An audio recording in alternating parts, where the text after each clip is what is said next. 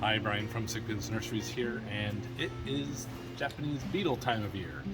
The catalpa trees have bloomed, and when they show up in your garden, those pesky beetles, they kind of look like that.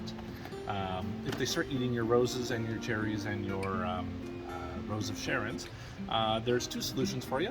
One is a Japanese beetle trap, which comes in a box like this with paddles, a bag, and a lure to lure them to the bag where they drop in and they'll die in there.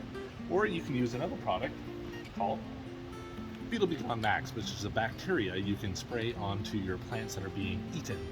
And especially if they're coming after your roses or a few other plants, it will do damage very quickly, causing a lacing in the leaf.